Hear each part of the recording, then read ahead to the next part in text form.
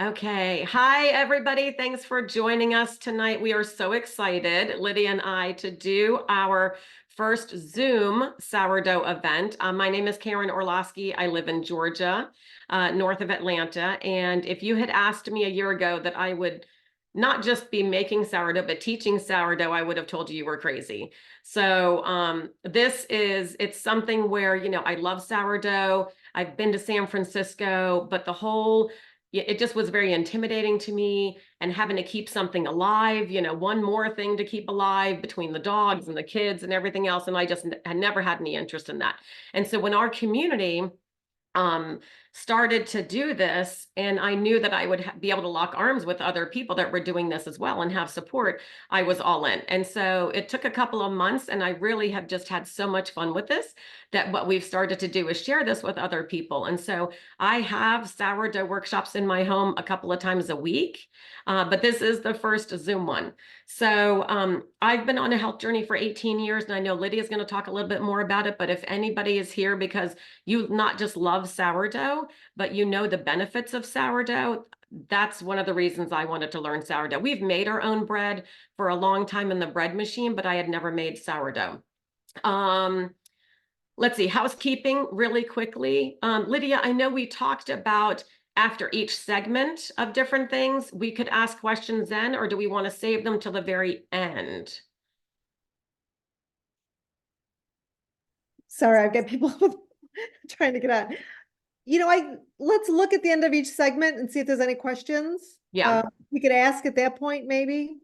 So I think that's better because people, so if you guys, so let us do a run through, like when we run through how to do something or we run through terminology, let us get through it, because probably the question you've got might be answered. And then at the end of it, we'll ask if you guys have any questions or need clarification, and then we can always help with that as well. Okay, so I'm going to turn it. Last thing, if you have whoever invited you, okay, whether it's myself or Lydia or somebody else, make sure that we have your phone number or a way to get in touch with you, because one of the things I know I do afterwards is I send out a text. There's a link to our community Simply Sourdough Facebook group. It's a great place for resources. You can go in there. People post recipes. People also post a lot of times they have problems. My bread is too dense. And so you can look at a lot of the problems that other people are having, and that can help you as well.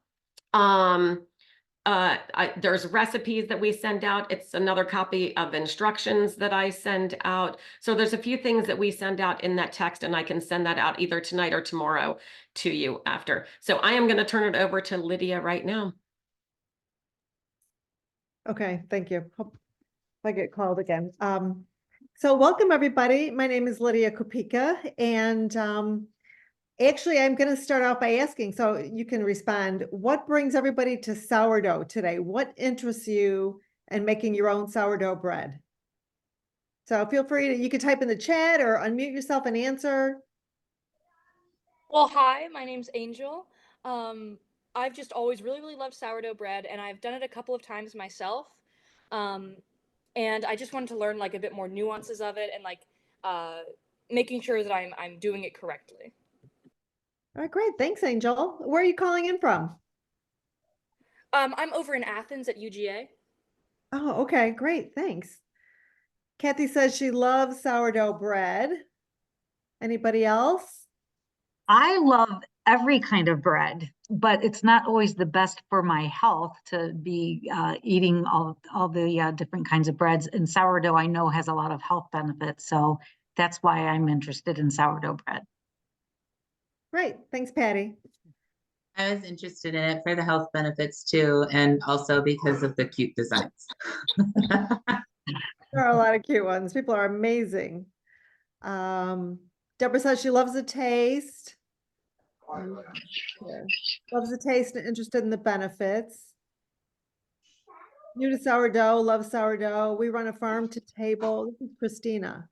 Bed and breakfast, I make as much from scratch you want to get in sourdough. Great. Fascinated with yeast. Awesome. Those are all, it's quite the variety of interest there. And I will tell you, I've had local people, restaurant owners that attended my class, and now they're making it and using it in their restaurants or selling it. And I've noticed they post and people are just responding like crazy, like, are you going to have it tomorrow? And so it's been so fun. It's really been a fun journey, but I grew up in San Francisco. Oh, Wendy, yes, had a lot. Wendy, that was my experience with San Francisco too, is the bakeries there serving sourdough. So Oh, what, yes. yeah. And they serve the soup in the sourdough bread bowl. And Oh, it's amazing, yeah. right. And have you had it with the Havarti cheese on top? No, I have not. Oh my God, it's so good. I Oh. know Boudin serves that on the wharf and it's amazing. So Mhm. I think I did Cool. that at one of my parties. Yeah. So okay. So my sister-in-law and my sister are just joining. So, hey, Marianne, Hi, thank Lynn. you. Hi, Lynn. How are you? Good. Your camera's off. What's with that? Yes, yes. Are you working? No, but I just thought I would turn it off. So Right. She's in Florida and my sister from the Chicago area. So, and she gave me this apron, says Baking Queen. So thank you, Vera. But okay, so my name is Lydia Kopika, and I can't start talking about sourdough without talking about what brought me here today and through this journey, really. So some of you probably heard us mention that we're part of Karen and I and some of the others that are on tonight are with a company called Juice Plus, and it's a wellness company, and we're basically fruits and vegetables in a capsule. But we've done a lot of talks on gut health. That's something that our company, just in general, we do a lot of have a lot of doctors that do presentations about gut health, and something we incorporate into all of our trainings, really. And going back probably about 14 years ago, I was diagnosed with an autoimmune disease that took every muscle in my body. I was borderline handicapped. I couldn't even flush a toilet. I had no muscles left in my body, and that included vocal cords, swallowing, just everything. You know, when you think of muscles, you think of biceps and triceps and your leg muscles, but you figure your body's full of them. And so I will tell you, the medical community, God love them, but they don't really care. Like they said to me, we don't care what's causing this.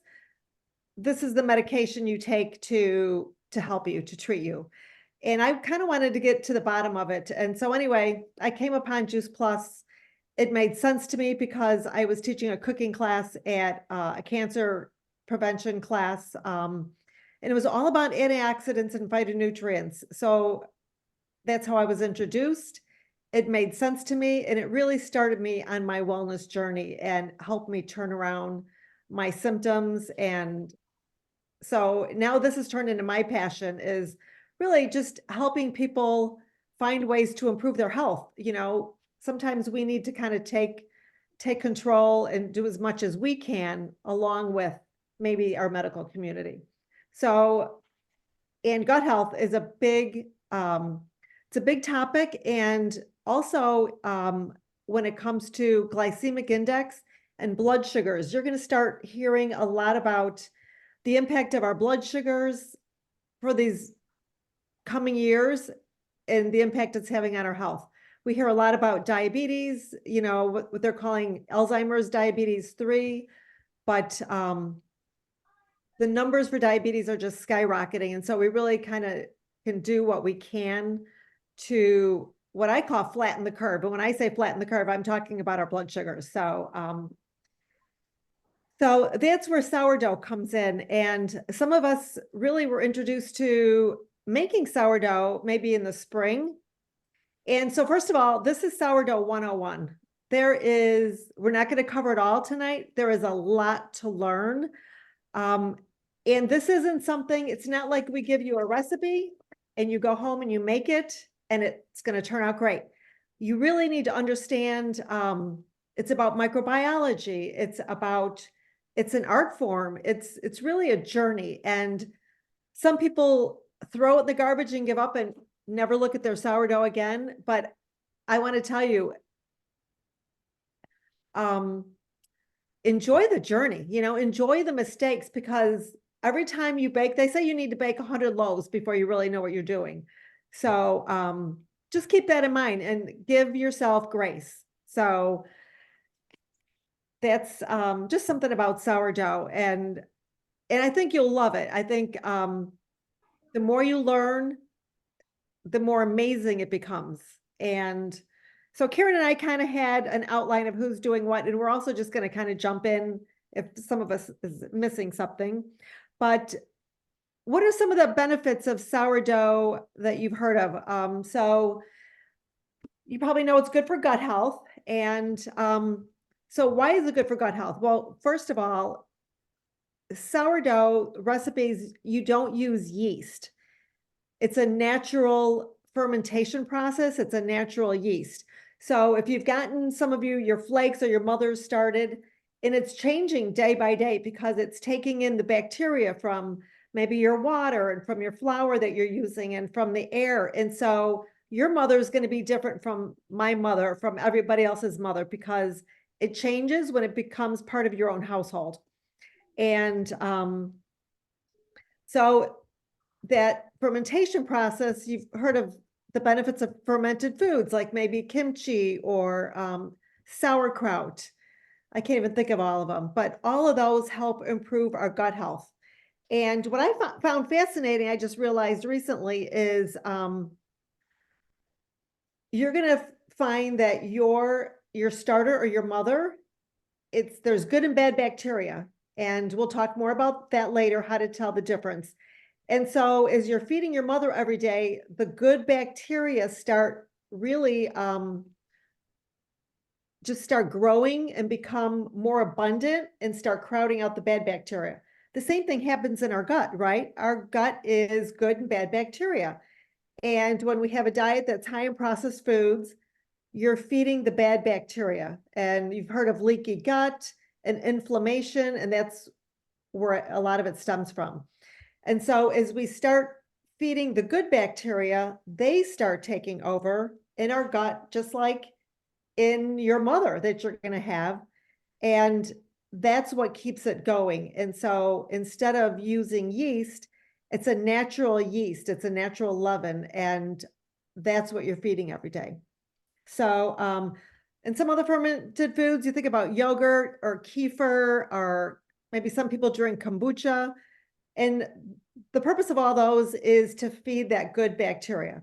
And so if you've ever heard Dr. Odom talk, he talks about how we have more bacterial cells than we do human cells. So we're really made out of bacteria. And so that's part of the beauty of sourdough, is it helps to feed that good bacteria. So that's a little bit. And pre and probiotics, again, a lot of people take a probiotic pill or a probiotic supplement. But if you're not feeding that probiotic, you're kind of wasting your money. So what do we feed it? We feed it prebiotics, and that comes from the fiber in our food, and it comes from like polyphenols and phytonutrients. And the only place to get those is from plant foods. And that's what takes us back to our Juice Plus, which Karen will talk about later. So Karen, do I have anything else I need to cover? The only thing I would say would be some of the, and maybe you were going to say it a little later, is that, 70 to 80% of your immune system starts in your gut. I think a lot of people don't realize how important that gut health is. And then I was just listening to something the other day where people were talking about, serotonin and 90% of your serotonin starts in your gut. It's not in your brain, even though that's the happy hormone. So I always like to bring up those because it's so fascinating. And then I don't know if we want to talk about, your gut also too. You need the omegas for the fat soluble vitamins to be viable for your gut to absorb the fat soluble vitamins A, D, E, and K. And so, we need a lot of fruits and vegetables, and majority of people are not getting enough fruits and vegetables every single day. So if you guys want to type in there, how many servings of fruits and vegetables? We have all women, I think, on here. How many servings of fruits and vegetables do you guys think you need a day? Type in the chat.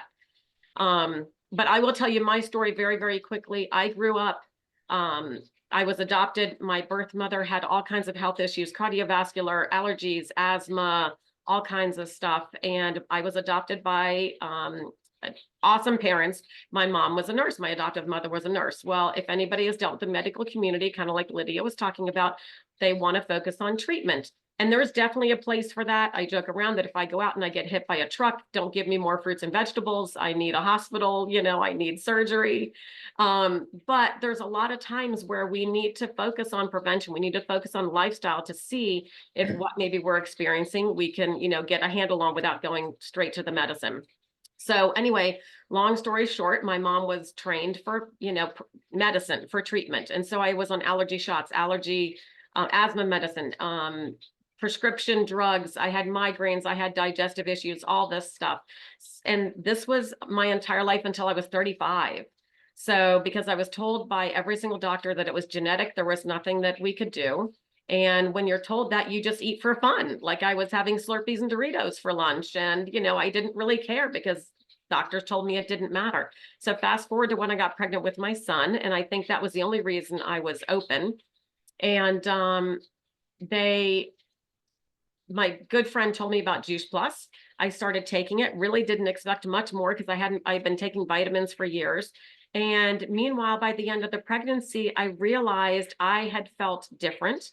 I had felt healthier, and it has been over 19 years now since I've needed any of that medication. I'm sure that I have allergies and asthma, right? If I went back to eating like how I did before, I would fall right back into having all those symptoms of allergies and asthma. But right now, I do not have any symptoms for over 19 years, no allergy shots, medication, anything. It's been awesome.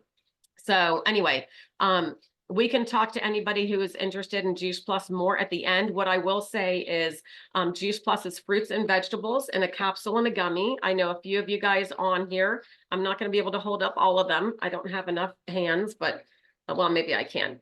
So it's fruits and vegetables and berries and omegas. And I was talking about the omega. I always love to say this, that the omegas, it's an omega blend. It's an omega 3, 5, 6, 7, and 9. Is anybody taking a fish oil? Anybody? Okay. So everybody is taking a fish oil. We can save the fish because guess what? Fish do not have naturally occurring omega 3s. They're getting it from the plants they eat in the ocean. They're getting it from the algae. Well, our company sources the algae instead of killing the fish. So there's no fish burps, which is awesome. I actually, and I knew I was coming on a Zoom today, so I look like I'm still living in Florida, but I use this as like a moisturizer too. I put this on my face and it gives me a nice glow. It's an awesome moisturizer, but it gives you the benefits from several different omegas, not just omega 3. And then Juice Plus, we're going to be sending you guys some information about this. If you're interested, we'd love to help you. It's fruits, veggies, berries, 30 different variety. And Juice Plus has been around for 30 years. We have 48 clinical research studies published in medical journals showing that it helps to support a healthy immune system. It reduces inflammation. We have cardiovascular research. We have research, cognitive health research. We have research with, oh my gosh, ovarian cancer survivors at MD Anderson Cancer Center. And guess what? We have microbiome research showing that it helps to increase the good bacteria in our gut to keep us healthier. So let's make dough. I told you my story. I've told you about Juice Plus. Who's ready to make dough? Okay.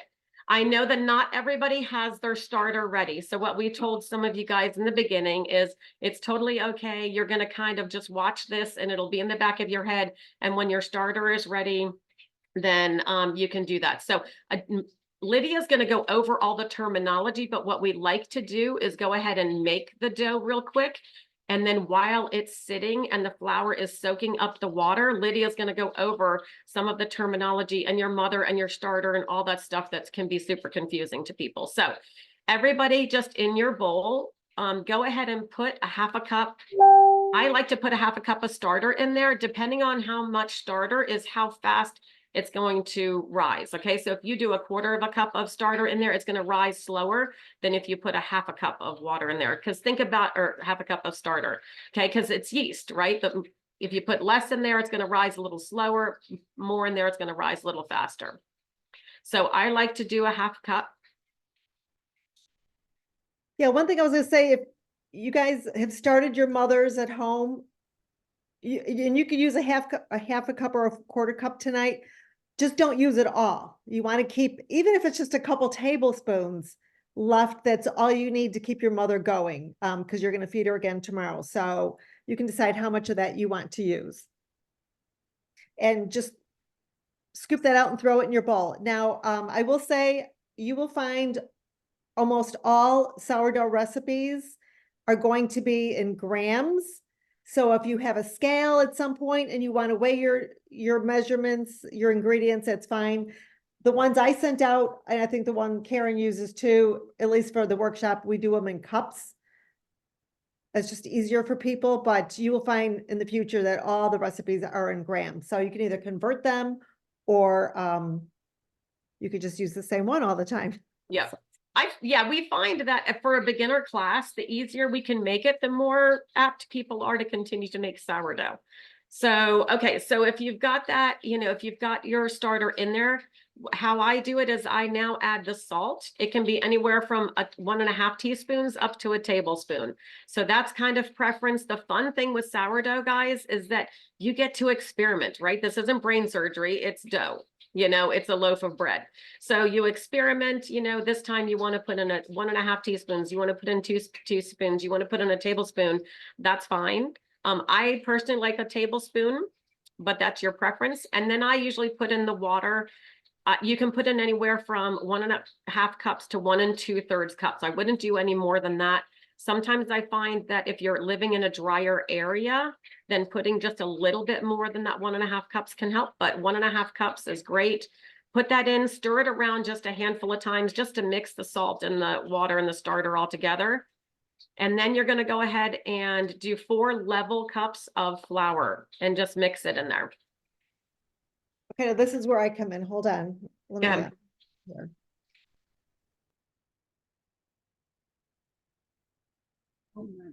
Well, while she's thinking, can you repeat, what do you stir? The salt and the starter? Salt, starter, and water together.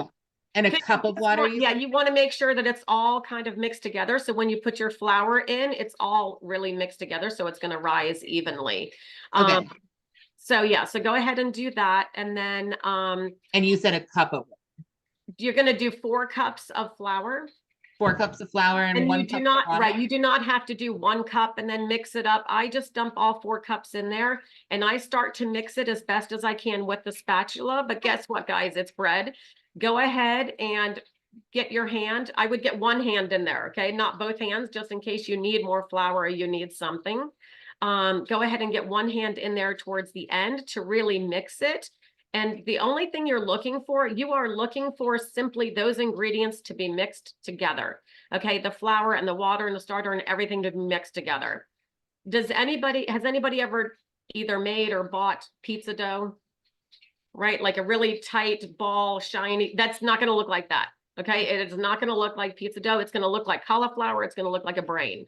You are not going to keep kneading it until it looks perfect because the flour needs to soak up the water. So literally just make sure everything is mixed together. Yes, Lydia is showing you now. Perfect. Just make sure everything is mixed together and then you're done. And you're going to have, I know everybody has a tea towel. Once you've got everything mixed together, then go ahead and wash your hands and wet the tea towel down really good, wring it out, and then just put it over the bowl. Right. So like Karen was saying, you're not going to get a smooth dough. It's not what it's going to look like. And you don't want to get in it kneaded at this point. And they call it a shaggy dough. And it really doesn't look like anything, but it's going to have to sit for a while. So, and I kind of have these things, they're like shower caps that you could use something like this or a plastic bag or a wet tea towel to keep it covered. One thing I've noticed from doing these workshops, and I'm just going to mention it here real quick. So yes, sourdough is very forgiving, but when it comes to your measurements, they kind of need to be kind of accurate. And so what I find is sometimes people will interchange their measuring utensils. And I just want to say, Becky Homecki, that this is a liquid measure. You don't use this for flour. And this is a dry measure. You don't use this for water. So you want to use a measuring cup.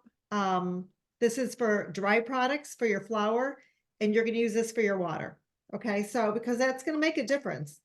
And I always like to show some of my favorite utensils, and I've got to say, this is a dough whisk. This is my favorite thing to use. I think it was Amazon, like $8.99. But this way, when I'm mixing my dough, I can scrape the bowl at the same time, and it just gets through the flour a lot more easily. But if you want more information, let me know. But that's my favorite tool. So, and I did read today, so because some people don't want to add the salt if they're like on a low salt diet. So it doesn't matter how much salt you use. It's just really, it's not going to matter as far as how it ferments or how it grows or volume, but it affects the taste. And I also read today that it kind of acts as a little bit of a preservative, which there's no preservatives in this bread. So it's not going to sit on your shelf for 2 weeks and still be good like most of your. No, not 3/4 cup, do 1.5 cups water. Yes. So 1.5 cup water. And 4 cups of flour. Okay, Angel's saying, how dry should the dough be? You know, it's funny. It's different for everybody. It should be not too hard to stir.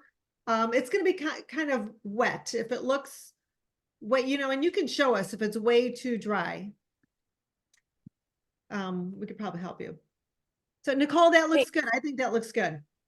So is this looking too dry or?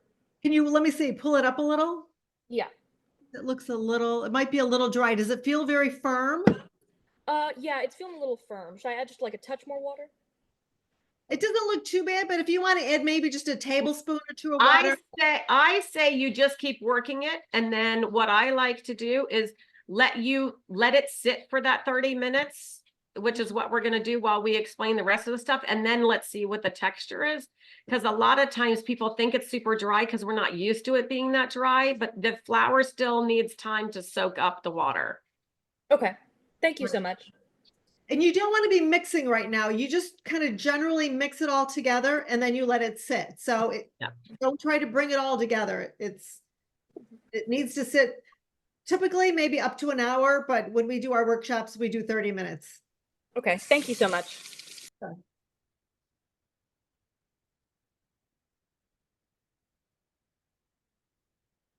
Okay, I'm going to set a timer, okay? Oh, good idea. I can find my phone. Here it is.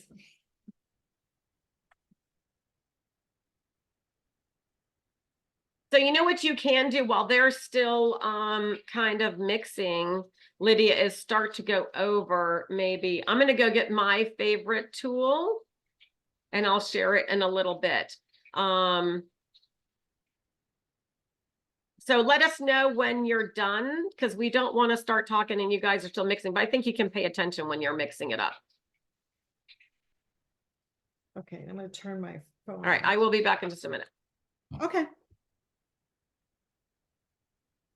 Okay, we're going to talk a little bit about terminology. And actually, I need to send probably some of you a list of the terminology. So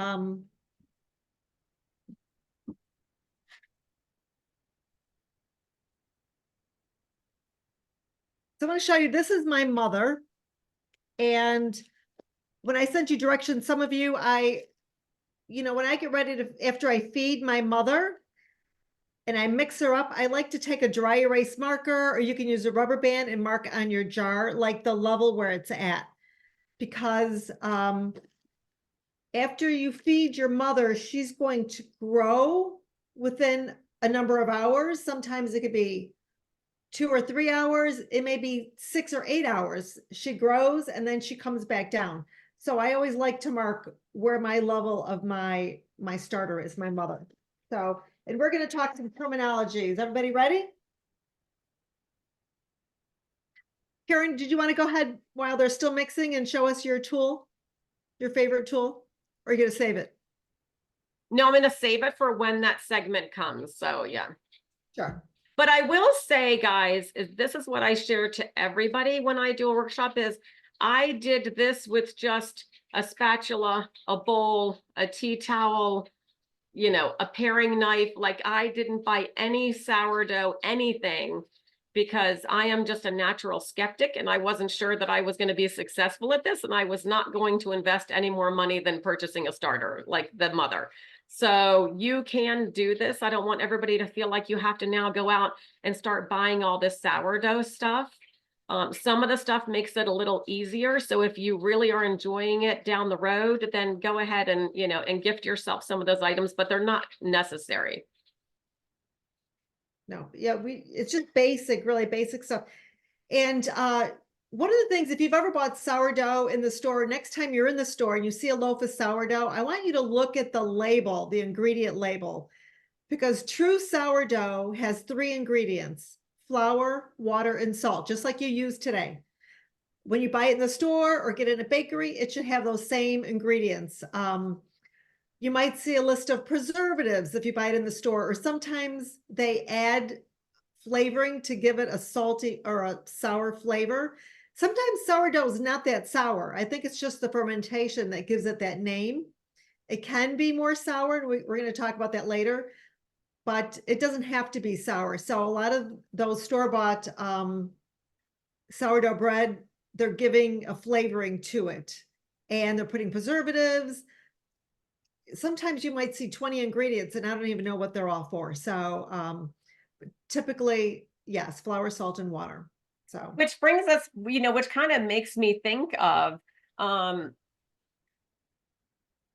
you know, if you can't pronounce it, we shouldn't be eating it. You know, it's okay to eat some processed foods and some fun foods, but 80% of the foods that are in a grocery store today did not exist 100 years ago. And I just was listening to a podcast the other day. I can't pronounce his name, but he's a GI doctor, Dr. B. And he was saying that the average American is eating 60% of their calories a day in processed foods, 30% in animal protein, and only 10% in fruits, veggies, legumes, grains of what we should be eating. And so, you know, not everybody has to be vegan, right? But if you can at least switch that to where 60% of your diet is the fruits, the vegetables, the legumes, the healthy grains, all that, and then 30% animal protein and then 10% processed foods, we would all be so much healthier. And then the answer, I realized I never answered. So the servings for kids is 7 servings of fruits and vegetables a day. Women are supposed to get 9 and men are supposed to get 13.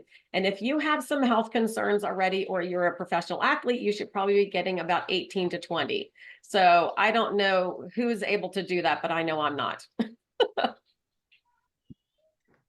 for sure. Okay. Are you guys done mixing? Give it a rest. You don't want it to be overmixed. No, no, no. Just put it back in there. Put it in the bowl, cover it in a wet towel. Okay, so we're going to go over our terminology. And the first thing we're going to talk about is your mother. That's where all our problems stem from, right? No. So the mother is what you will always keep. You'll always keep part of your mother. It also becomes your starter, okay? So some of us have gotten our mothers from different places. That's what I mailed out to you. It was a piece of, you know, portions of my mother that I poured off and shared with others. And so you always want to keep a little bit of mother going. You don't ever want to use it all up 100%. So I like to keep her in a glass jar. You don't have to have a big jar, it could be a small jar, and you don't need to keep much mother. You only need, like I said, a couple tablespoons. The less mother you keep, the less you have to take care of, the less you have to feed. And it just becomes easier. So this is your mother. And then when you get ready to make a loaf, you feed her. She's going to grow. And then when she's kind of at her peak, that's when you want to scoop it off, whatever you need, and use that to start your loaf. So now that's when your mother becomes a start. Okay. So that's kind of just difference in terminology. Your start is just the portion of your mother to start your loaf. Now, if you notice, I have just a coffee. I just keep a coffee filter on my mother because she breathes. You know, if you look at her, if you've been feeding yours, you can tell there's bubbles in there. That's gas that it's releasing, and she needs to breathe. So she needs to breathe in the air and the bacteria from the air, and also release gas. So you always want to keep her, if you've got her on the counter, you don't ever want to put a lid and screw it on tight. You could put a lid on gently and kind of leave it loose. But I just use a coffee filter, or you could use a paper towel or whatever. And then if you're, especially now somewhere warm, and if you have fruit flies, it keeps the fruit flies out also. So that's kind of one of the concerns. Okay, so that's your mother. So your start is what you poured off and started your loaf today. That's your start, okay? So, and I realize this is new terminology for a lot of people. It was for me. It took me a long time. So a feeding, every day you want to feed your mother. So, and it's usually a 1-to-1-to-1 ratio. So however much mother you have in your jar, that's how much flour you want to feed and how much water you want to feed. And that's based on weight. So let's say you have 50 grams of mother. You want to feed it 50 grams of flour and 50 grams of water. And then you're going to stir it up. And that's what some of you have already been doing. You just give it a good stir and you let her sit. Now you also probably have learned to discard, and what the discard does is, well, when your mother's new, like it is for most of you, because now it's in your house, so she's going to be changing. She's not that active. So you want to scoop half of it out, throw it in the garbage can. You don't want to throw it down the drain because it becomes like plaster of Paris, okay? Just throw it in the garbage, and I would say keep, again, you want to keep even 25 grams or 50 grams. Let's say you keep a quarter cup, you're going to feed it a quarter cup of flour. And then I like to tell people like maybe 2 tablespoons of water, because water weighs more than flour. So if you add too much water, she's going to be very runny, and that doesn't give her a lot to eat. You know, if you overdo it, you can just add a little more flour and that's fine. All right. So your discard is what you scoop out in the morning and you throw away. The first, I would say, week or so, you want to throw that in the garbage. At some point, if you want to, you can take that discard and share it with somebody else, and now it becomes their mother. Or you can put it in the refrigerator and use it to make other things. There are something called discard recipes. There's tens of thousands of them. They're delicious. They're fun to do, and you can learn more about that later. But if you put it in the fridge, then you have to feed it like once every 2 weeks. But I don't know how much we want to get into that.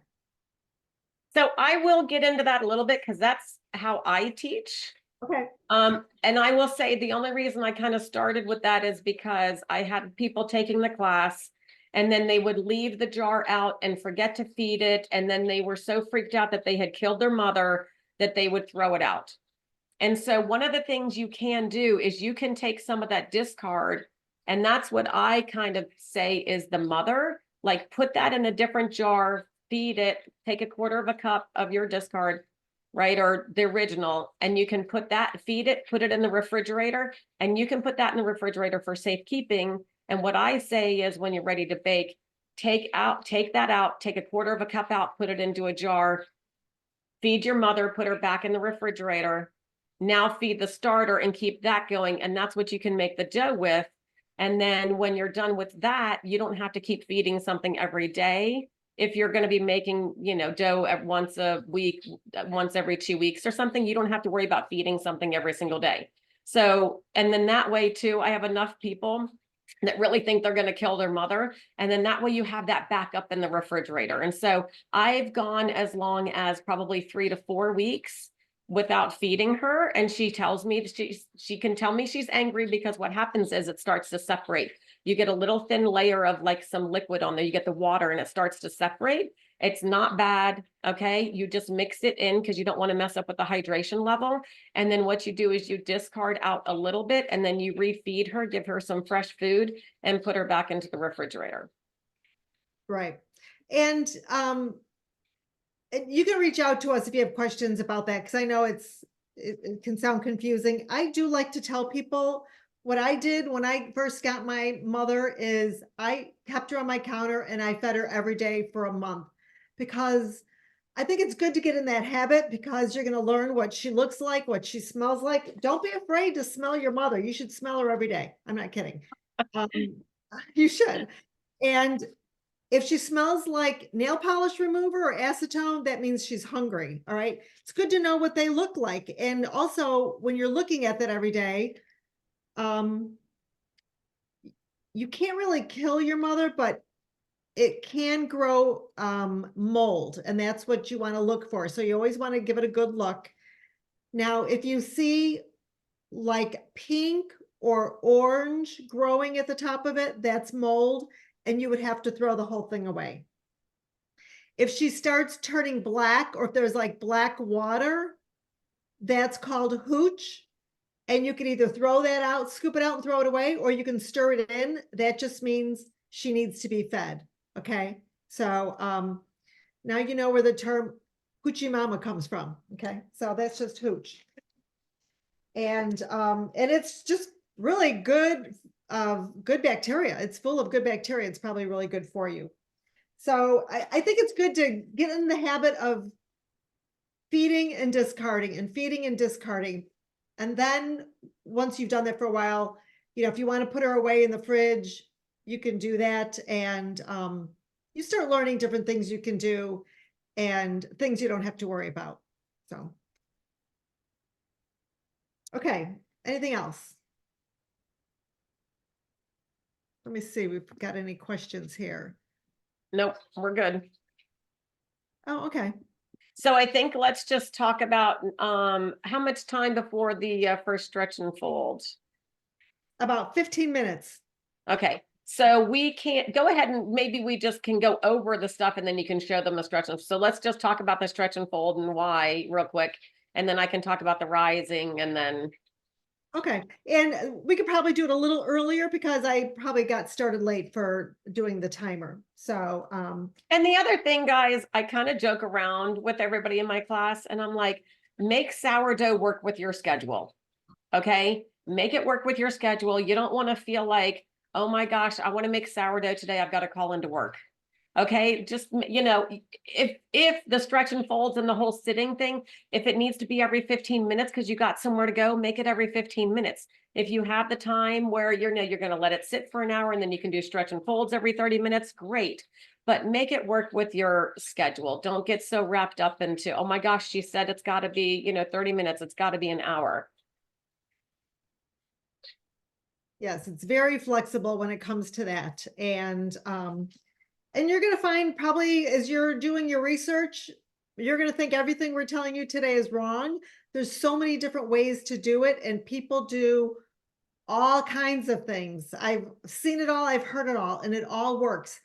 And I also want to say, chances are your first loaf isn't even going to turn out perfect, but it's still going to be delicious. And it's going to smell amazing. It really is.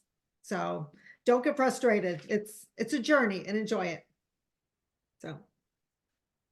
Did you want to review the rest of the recipe, or I could show how to do the stretch and fold? Well, we can go, yeah, why don't we just go over the stretch and fold and then we can talk about the rise, you know, the proofing part. Let me wash my hands. So we're going to do this a little earlier just so we can show you guys what it is. She'll go over stretch and folds. It's something that you're going to want to do. You'll be doing after we get off Zoom tonight. I like to tell people to do stretch and folds 4 to 5 times. So, okay. Okay. So, and I started this before we got on the call today. So, and you can leave your sit for a few minutes, and then when I'm done, you can do your stretch and folds. So here's my dough, and I've just washed my hands. And it's good, like after I wash them, I just keep them wet, or you could have a little bowl next to you and dip your hands in there if you want. And your first set of stretch and folds, you're going to do about 20 of them. Okay. And so what you do is we're going to grab some of the dough. And then every time after you're done, you're going to turn the bowl like a quarter turn. You're going to keep turning it. So I just scoop up some of the dough and I pull it up like this. And then I pull it over to the opposite end. Then I turn the ball.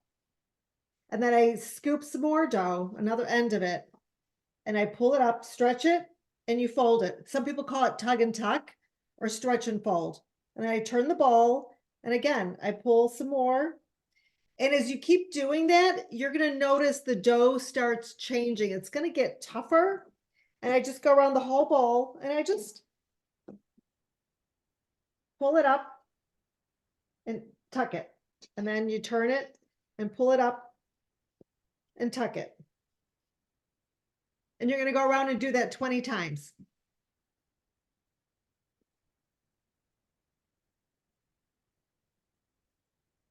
And what this does, this starts, not only does it mix, your ingredients, but it also starts developing that gluten. And that's something I really didn't talk about, is a lot of people, if they're gluten sensitive, even I've heard some people celiac, they can tolerate sourdough. And the reason for that is because this long fermentation process the bacteria digests that gluten, it breaks it down. So almost a lot of people don't have issues with it if they're gluten sensitive. And that's another beauty of the sourdough. So it's not like when you make bread, if you've ever made bread in a bread machine, 3 hours later it's done. That's not what this is. This is going to take over at least maybe 12 to 24 hours, if not longer. And we'll talk more about that. So do you guys want to do your stretch and folds? Does anybody have any questions if you've started to do your stretch and fold? Now, Lydia's has been sitting for a while, so hers might be more pliable than yours because it's already soaked up some more water. So don't expect the same consistency as what you just saw. Yeah, mine's a little wetter.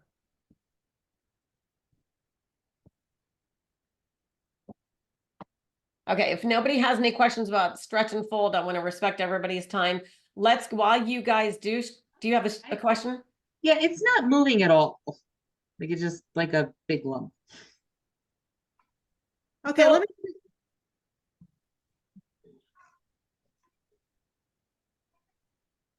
If you want, you can add a little more water to it, but it's going to change over time. Mine is very loose, but don't go by mine. I mean, a lot of times it'll be dry like that, and that's okay. But if you want to add just a couple tablespoons of water, that should probably be fine.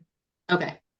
The other thing too is sometimes when it's that consistency, you can I sometimes do a different, I call it like a taffy pull if it's like that. And it always ends up being fine if it's a little drier, is I take it out and I kind of just pull, and then I just do 4 tugs and tucks and put it back in, and I let the flour soak up more of the water, and then it becomes more pliable like Lydia's is. So. But if you want it, and guess what, guys, this is like where you experiment, right? Like go ahead and you can add a tablespoon, or, I wouldn't add too much, but add a tablespoon of water. And then, next time you can kind of play around with it and see. One of the things that I never did, but I know they do have, is sourdough journals. You could even just get a regular notebook, right? Like a composition notebook or any kind of notebook, where if you wanted to write down everything that you do, the exact recipe, how much in between your, tugs and tucks and the stretch and folds that you do, how long it proofs, writing all that down, because it's kind of an experiment, and that way you get to play around with it.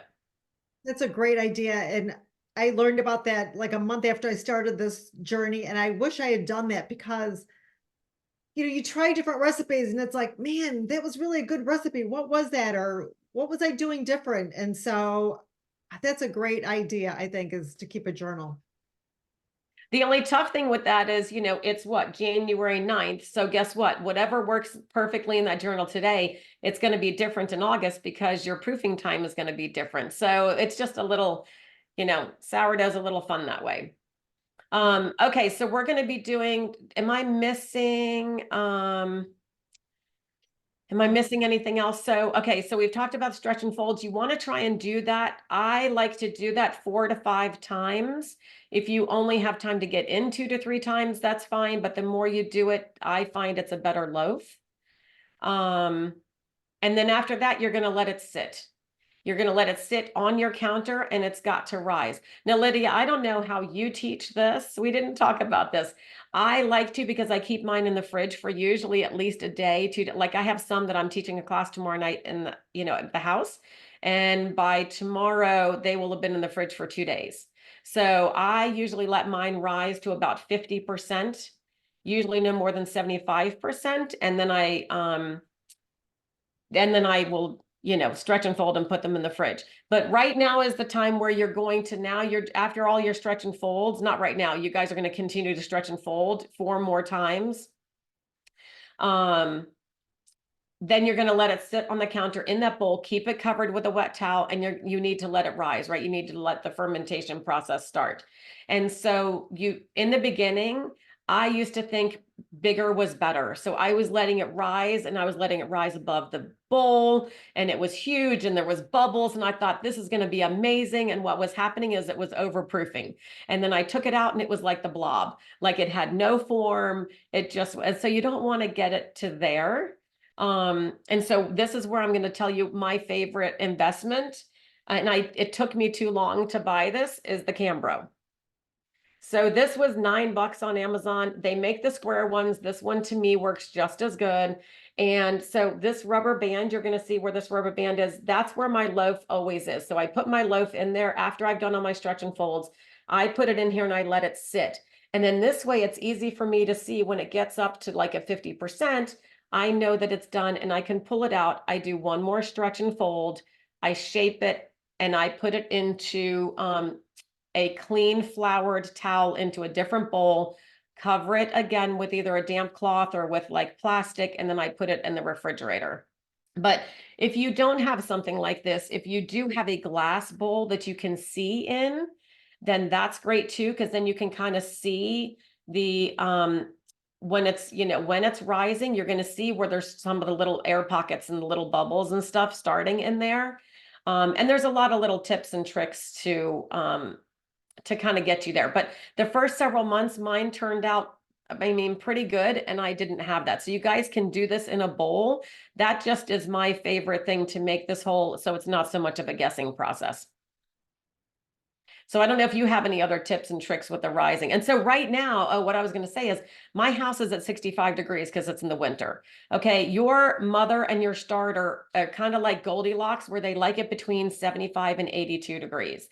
Well, I'm not going to keep my house at 75 degrees just for sourdough. So what I do is it's called a Cambro, Jan. I can send you a link. Let me know later. Just remind me later. So right now, as opposed to in the summertime, when my loaf would get to 50%, probably within 5-6 hours, it's now taking anywhere from probably 13 hours to get to that point, to get to a 50%, to get to 50 to 75% rise. So it's going to take a long time. So you guys are at a good time right now where you're going to finish your stretch and folds and it can rest and rise all night long. And then tomorrow morning, the first thing you're going to want to do is take it. Hey, Cindy, thanks for coming. Take it and you're going to do another stretch and fold. I teach just 4 times because you don't want to break down all those little, you know, the bubbles and all the stuff too much. I do a stretch and fold and then I shape it. And what you're going to do is put it into a different bowl. Okay. Flour a different towel, put it into a different bowl, cover it with a wet tea towel again, and put it in the refrigerator. Or I also have those little plastic covers that Lydia has. I put that over the bowl in the refrigerator. Some of you may have the Banneton baskets. You can use that, but it's not necessary. You actually can go to, gosh, Dollar Tree. Target has had little baskets in their, you know, little couple dollar section. So you don't have to buy these Banneton baskets for $20. Anything that's round that's going to hold your dough is going to be perfectly fine. Right. And I never used a basket when I started. So for these stretch and folds, once you've finished your first one, the 20 stretches, you wait approximately 30 minutes. So you want to do 3 more over the next hour and a half or 2 hours. And then I leave mine, I'm in Michigan. I leave mine on the counter overnight. You cover it with something wet or a plastic lid or whatever.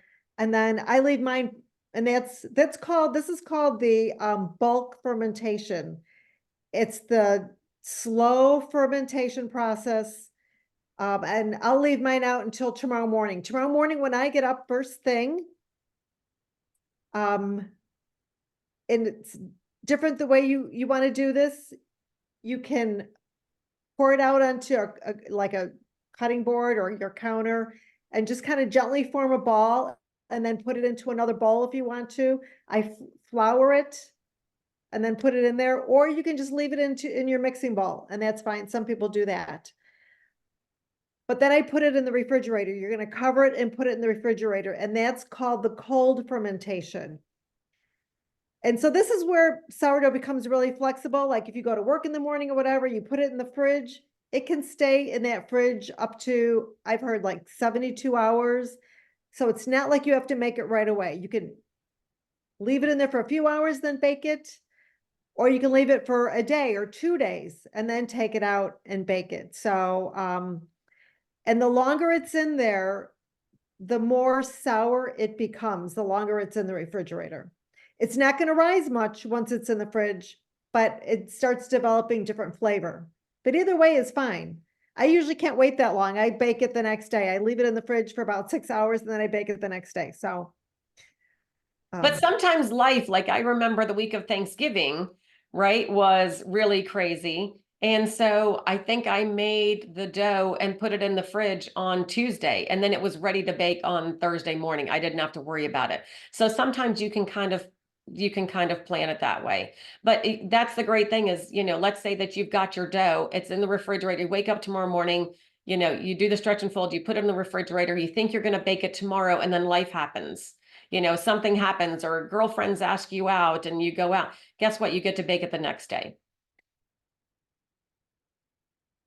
Okay, so Nicole asked, what's the minimum it has to be in the fridge? Some people don't put it in the fridge, but it's good to put it in the fridge for at least a couple hours, and we'll explain more about that when it comes to scoring. But it's good to put it in for at least a couple of hours because that cold dough is really good to put into that hot oven. So, so that's really helpful. So did you want to talk about getting it ready to bake? Yeah, the only time, possibly is, from what I understand, is that if it has risen too much, instead of letting it sit in the refrigerator, because at the warmer temps, it is going to continue to rise in the refrigerator. So if it has overproofed, just shaping it and then baking it right away. You can also make focaccia bread. You can also make pizza crust from it if it's overproofed down the road. So yes, we're going to be putting it in. Okay, so let's say that it's risen. Okay, it's been in the refrigerator. We're ready to bake. Is that the point where we're at? We keep going back and forth. Okay, so how I do it. What'd you say, Lydia? Oh, that's funny. Okay, so when I'm ready to bake, I actually turn the oven on. There's a lot of different ways that people do this. This is how I do this. I turn my oven on to 450 degrees. I leave my dough in the refrigerator while the oven is heating up. Once the once the oven bings that it's ready, I bring over my Dutch oven. I get parchment paper, a huge piece of parchment paper. Guys, make sure it's not wax paper. It's going to stick to wax paper. It's got to be parchment paper. So I put a big piece of parchment paper in there. Make sure it's over the sides, because this is how you're going to get the bread out of the Dutch oven, because it's going to be super hot. And then, so I've got the parchment paper. Actually, what I do is I lay it on the island. I bring my dough out. I put that on the parchment paper. You're going to baptize it and bless it, I can do that in the Dutch oven or on the counter, and then you score it. In the beginning, guys, I still really, quite honestly, 99% of the time, I just do a line down the middle or I do a cross to score it. And what you're doing is that sourdough is going to bust open somewhere. And what you're doing is you're kind of directing it on where to open. So if you forget to score it, it's fine, but you're going to find that it just is kind of crackled or and broken in several places as opposed to being in like a cross or, you know, down the middle or something like that. So it's not the end of the world if you put it in and you're like, oh my gosh, I forgot to score it. So the water, part of the rising process is from the steam. And so, you know, you can, I kind of joke around in my class that it's, you know, you baptize it, but it's a Catholic baptism, not a Baptist baptism, right? So you're just sprinkling, you sprinkle water on there. And that's where the steam comes from because you're putting the lid on. So I'm putting the lid on the loaf. I'm putting it in my oven for about 40 minutes with the lid on. And then I take the lid off for about 12 minutes. That's my oven. Your ovens might be different. You might want to watch that, okay? You can experiment the first time with the lid on for 40 minutes, and then you want to watch it to see how brown you want that. We do not like ours super brown and super crispy because it's too hard to eat, especially like the next day. It's really cool for a TikTok video to cut into that and have it really crunchy, but it's really hard to eat. My family just doesn't like that. All right, Lydia, what do you have? Do you do anything different? No, and I was gonna say typically, because you're gonna see on social media or books these beautiful brown sourdough loaves. Sourdough is not brown. Usually they're using other kinds of flour, but if you get sourdough in San Francisco or if you buy sourdough in the store, it tends to be more of a white or, you know, like a tan loaf. Mhm. So, and if it's too crispy, you may be over baking it, right? So, I do use an oven, like a thermometer, an instant read thermometer. And I tell you, when I take that out and it's usually around 200 to 210 degrees Fahrenheit, it's not that brown. So, and I don't want to overbake it. So that's when and you have the instructions I sent you, it's 30 minutes and then take the lid off. And again, and it's not going to be tan yet when you take that lid off. And then you take that lid off and then you let it go until it looks, you want it to be at least evenly colored though, right? You don't want it to be just white, you know, like a nice, even like yellow or golden. So, but that's what I do too. And so you can sprinkle it or you can put a couple of ice cubes in that Dutch oven. I put them between the parchment paper and the pot.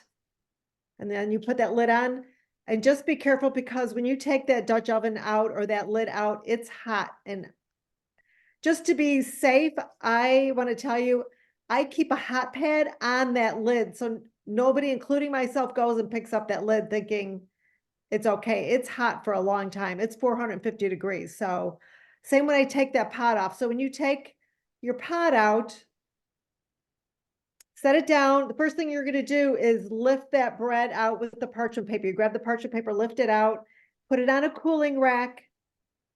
And now the hard part, it has to sit there for at least an hour, if not 2 hours to cool before you can cut So it. I've heard 4 to 6 hours. So, yeah. Yeah, but you want to try and do at least a minimum of 2 hours. That's what I try and tell people because most people, especially with your first loaf, the last thing you want to do is wait that long. But I have cut into it before an hour because I had forgotten to bake the loaves for a class and they turned out a little bit more gummy than normal. So they're still baking when they're hot like that. That's the reason. Everybody thinks of, oh my gosh, the bread, it's hot. That's when you want to cut into it. And that is kind of what we want to do, but it is still baking. So to get your best loaf, let it sit and cool down. And I'm telling you, it's going to smell so darn good. It's just the best. So any brand of Dutch oven. I mean, honestly, anything. I have the Lodge cast iron one, but you can use the enamel, what's the word I'm looking for? Like the coated enamel ones. I know the standard size is 5 quart. So guys, in the beginning, when I told you that I wasn't gonna buy anything for this sourdough, I didn't have a Dutch oven and I wasn't buying one. I was 54. I had gone my entire life without a Dutch oven and I was not buying one just for sourdough. And so what I used to do, and this is a great tip for anybody also too, I tell people is that after it rose and before I did my last stretch and fold to put it in the refrigerator, I would cut that dough in half. Because what I did have is I had a Pyrex dish, but it was only 3/4. So this size dough was not going to fit in a 3/4, but if I cut it in half, it would. So I would cut it in half and then I would just have to bake, 2 times. But what that's good for is that's good for if you want to gift some sourdough to somebody, right? Giving them like a smaller loaf.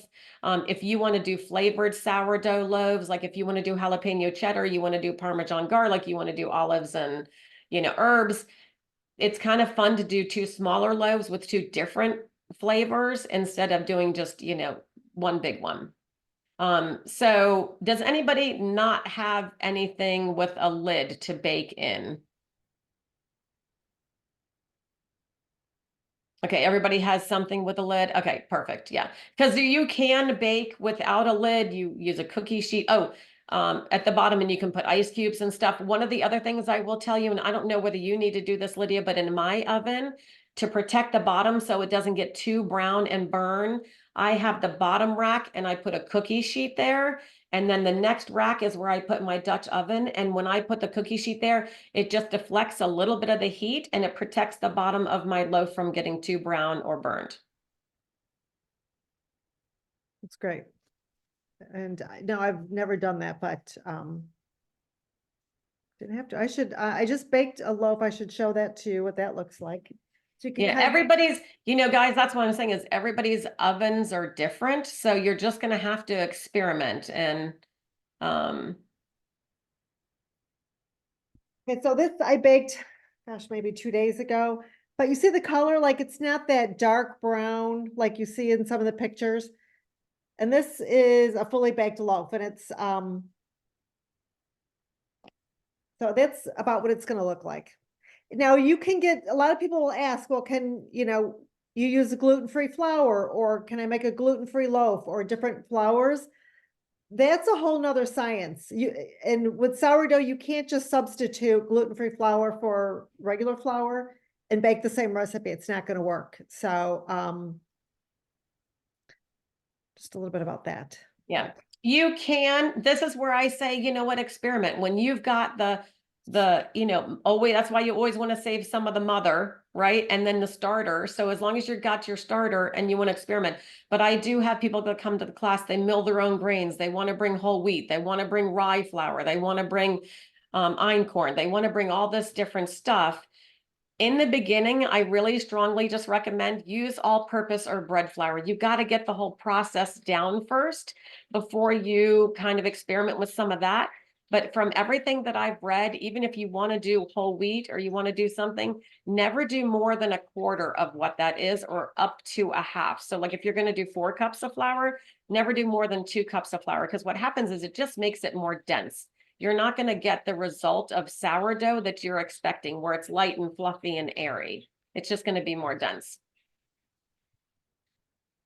And even using just, white flour, your regular, whether it's bread flour or all-purpose flour, you're still gonna get, all those health benefits. And one thing I didn't mention is back to that, that impact on your blood sugar. So when you eat sourdough with a meal, it lessens the impact of your blood sugar, not just of the bread, but of that entire meal.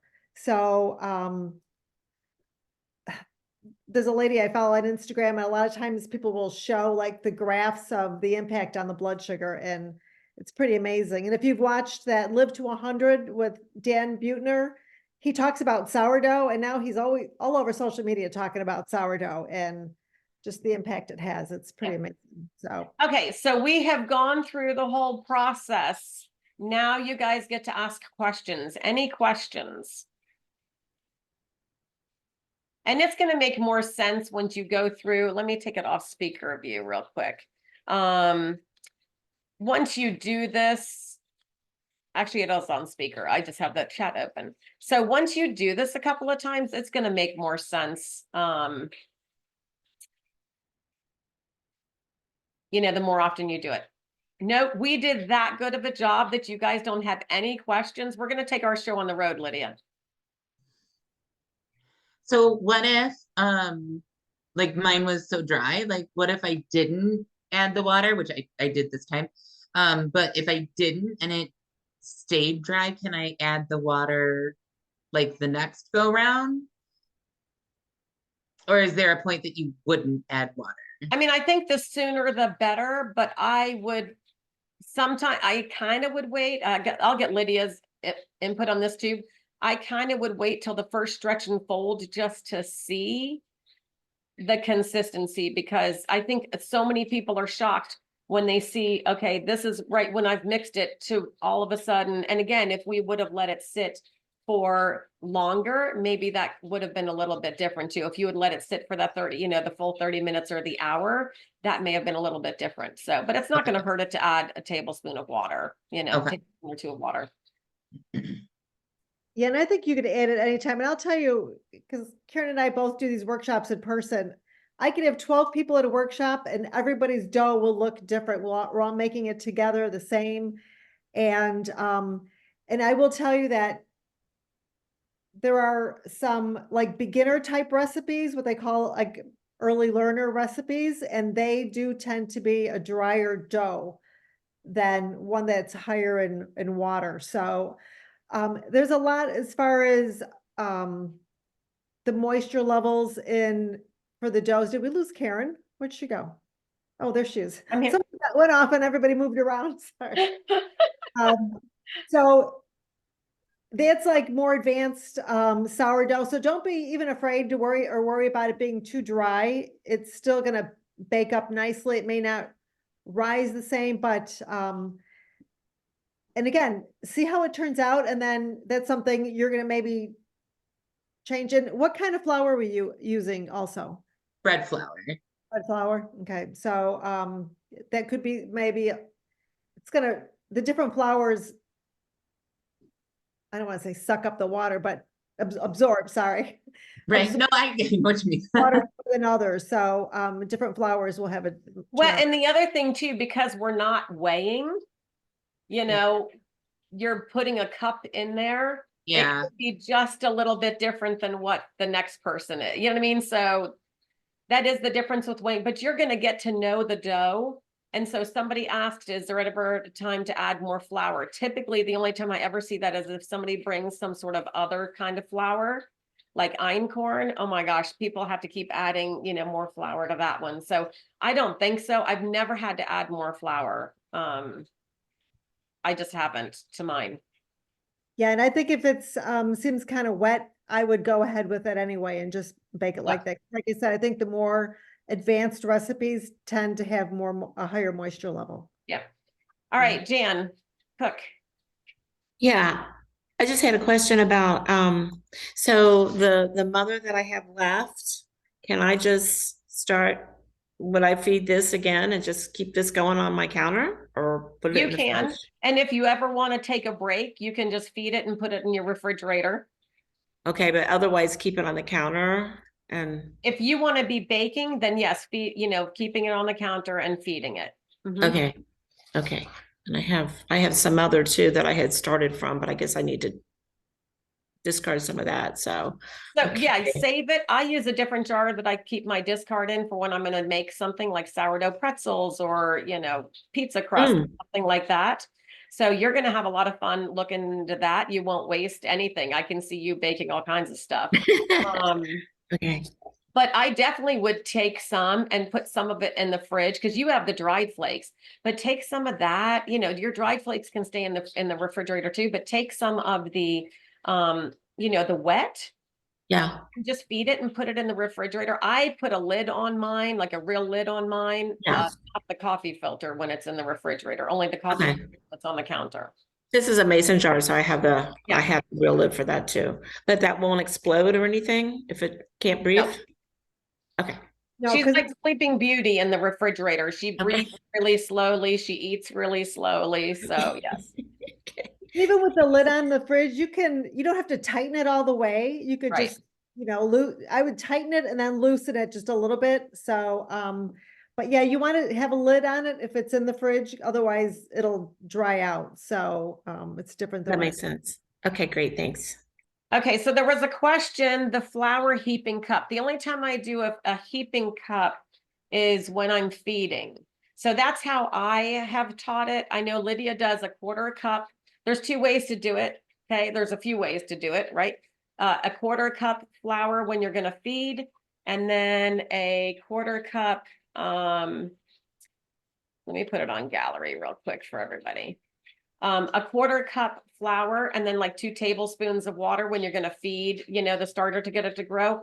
I have gotten to where I just use the same utensil. I use a quarter cup. I do a heaping quarter cup of flour, and then I do a flat quarter cup of water. But just get used to the consistency, and you don't even really need to perfectly measure. It's going to be like really thick pancake batter is what you're looking for. If it's too runny and you're able to like really stir it, then you need to add more flour to that. Any other questions? So we're excited to see everybody's dough.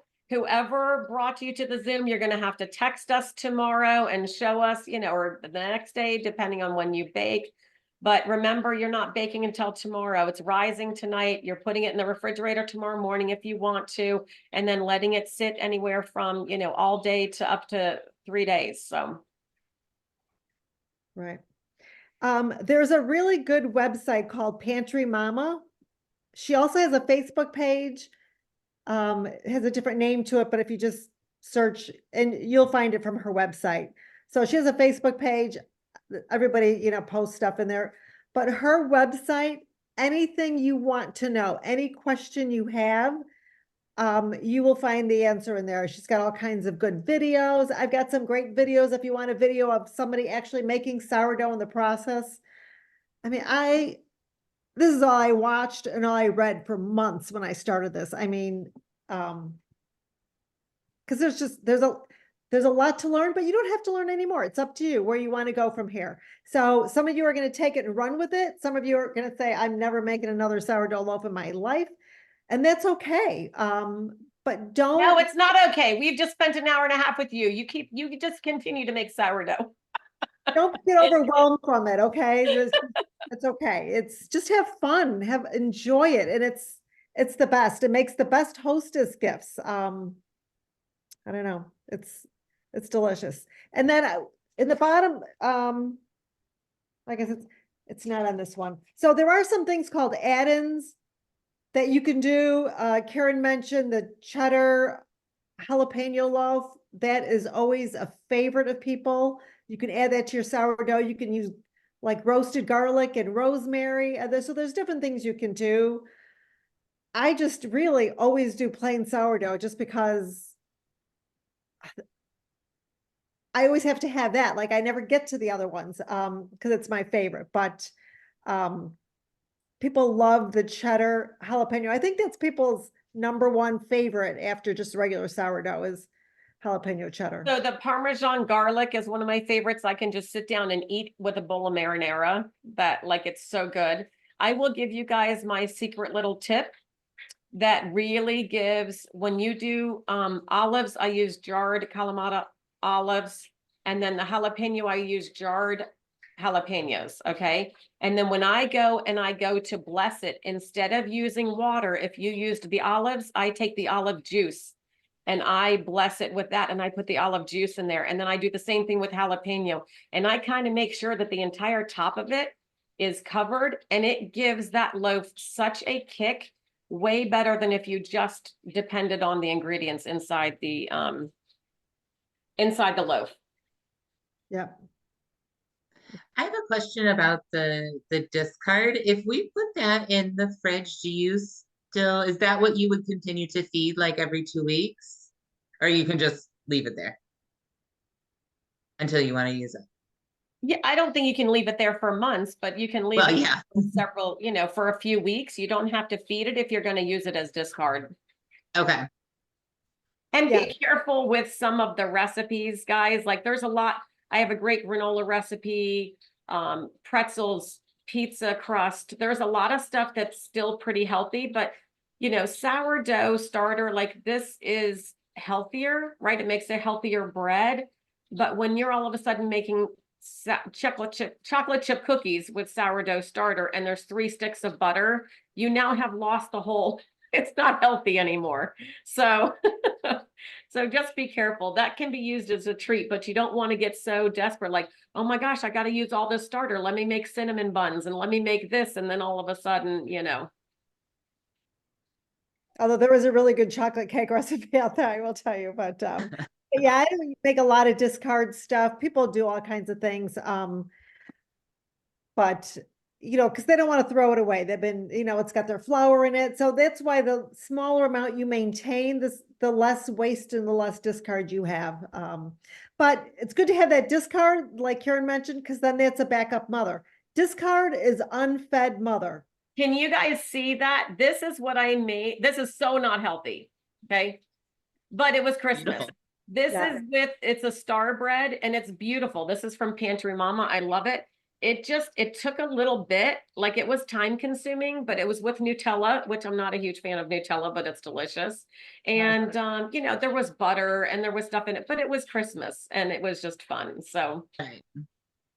Yeah, I was more asking because my mom is sensitive to like breads and stuff. And like, if I use the discard, then in theory, it would be like easier on her stomach, So, Well, again, if you save off some of the mother and you pour off a starter, that's why I like to keep it separate sometimes.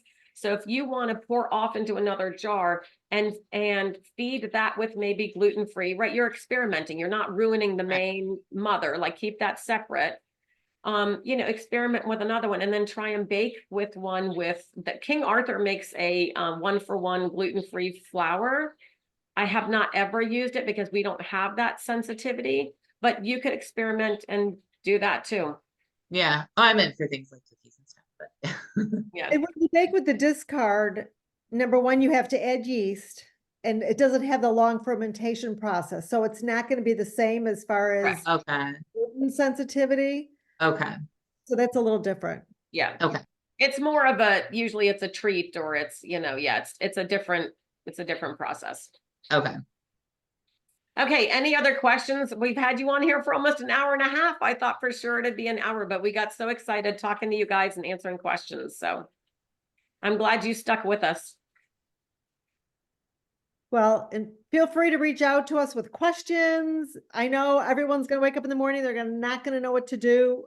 So, but that's okay. So text us, whatever. I mean, you can text me. I don't know about Karen, but. Yeah, you can text me. And then remember, we're going to send you a link to that Simply Sourdough Facebook group and you can join in there. There's other sourdough groups as well where you can learn from too. Can you send the link for that tool that you had too? Oh, the whisk? Sure. Yep. Yeah. No, the the Cambro. Yeah. Bro? This is just on Amazon because I purchase everything in my life. Oh, me too. Amazon.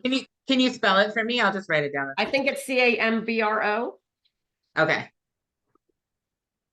And Amazon. honestly, I bought the cheapest one. The square ones, for some reason, were more expensive. So I found the round one and it was cheaper. And I was like, that's the one. Okay. Any other questions? Any other questions? No. All right. Well, thank you guys for hanging with us. And I'm super excited to hear how everybody does. And you guys are all sourdough experts now, right? Oh, yeah. All right. Have a great night. Thank you, Lydia. Thank you guys. Thank Thanks, you. Karen. Thanks everybody for hopping on tonight. Oh, let me end the Thank you. recording. Have a great